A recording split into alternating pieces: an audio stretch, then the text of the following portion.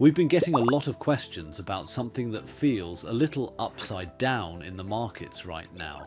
How can gold be surging at the same time that stocks, especially tech stocks, are hitting new highs? Traditionally, those two don't move in tandem. Gold thrives on fear, uncertainty, and falling yields. Stocks rise when confidence, growth, and liquidity dominate. Yet here we are, both booming at once. If you look at this chart, gold and equities do not move in tandem. In the 1970s, gold surged 28.6% annually as the world moved away from the gold peg, while equities only returned 5.9% annually. The 1980s was a different decade, where equities returned a whopping 17.3% annually, while gold went nowhere with a return of minus 2.5% per year.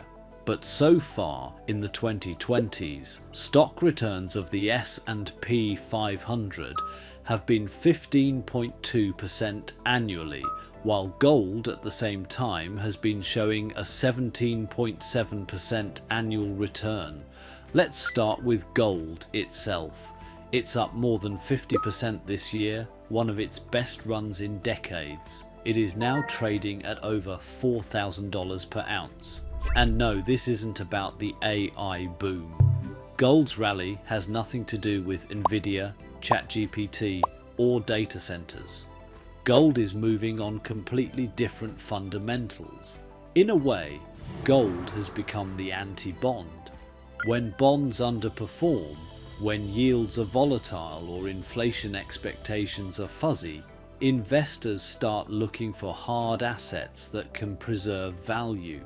Bonds have had one of their worst stretches in history, with the TLT basically not going anywhere in the last 2 years, and even though yields are high, real returns have been inconsistent. That's where gold steps in. The key drivers this time are twofold: geopolitics and fiscal dominance. First, geopolitics. Since Russia's invasion of Ukraine, global central banks, especially in emerging markets, have been rethinking their exposure to the US dollar. When the US froze Russian reserves, it sent a signal. Your dollar holdings aren't truly yours if they can be weaponized. So, central banks have been diversifying away from the dollar, buying record amounts of gold. That institutional demand has created a powerful, steady bid. Second, fiscal dominance. This is the idea that fiscal policy, massive government spending and deficits, has overtaken monetary policy as the dominant force in the economy.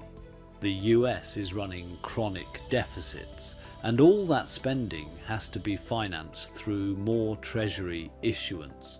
Normally, the Federal Reserve would absorb some of that supply with bond purchases, but now the Fed is shrinking its balance sheet. So the market expects that to sustain these deficits, interest rates will have to stay artificially low, what we call financial repression. When investors see that kind of long-term debt overhang, gold looks like a natural hedge. It's also worth noting the historical pattern.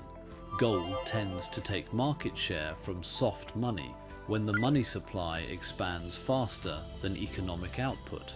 The US M2 money supply ballooned during and after COVID, and gold's valuation has roughly kept pace. In other words, there's simply too much liquidity in the system chasing too few real stores of value. Now, how can this coexist with a stock market that's also booming? It's an unusual combination, but it makes sense in this specific environment. The stock rally is being fueled by AI optimism, strong earnings revisions, and a belief that the Fed will keep rates low enough to sustain growth. Meanwhile, gold's rise reflects skepticism about that same policy mix, an insurance bet against what happens when deficits, debt, and political pressure eventually catch up with monetary policy. One trade is riding the wave, the other is hedging against the undertow. Some people expected Bitcoin to cannibalize the gold trade, but that hasn't happened. Instead, I think of gold and Bitcoin as different players on the same team. Both are hard assets, both are alternatives to fiat currency, and both benefit when investors lose confidence in traditional money. The difference is that central banks buy gold, not Bitcoin. So, for now, institutional flows are still solidly in the yellow metals corner. Put simply, we're living in an era where everything is inflating: tech valuations, fiscal spending, hard assets, and even the idea of safe havens. Gold is signaling that investors are bracing for a world where fiscal dominance, not the Fed, sets the tone. Stocks are betting that innovation can outrun those macro risks. Both can be right, for now. But if history is any guide, gold doesn't rally like this without a reason. It's not predicting doom, but it's warning us that stability is being bought, not earned. Want to know how we trade this major macro trend? At TruthSayer, we trade every single one of the alerts our artificial intelligence generates. As of October 15th, 2025, our valuations index has outperformed the overall market with a return on investment of 69% compared to the S&P 500's return of only 15.6% since we started our indices. We've been booking double-digit winning trades one after the other in our valuation strategy, and at a beta of only 0.63 on this strategy and a win rate of 80%, we are giving our members uncorrelated edge. We've kept our members and our own portfolio exposed to both semiconductor and precious metals trades. If you are interested, you can join the thousands of clients already on our app who are taking advantage of these trades every day. Remember, we trade every one of our alerts our machine learning models generate.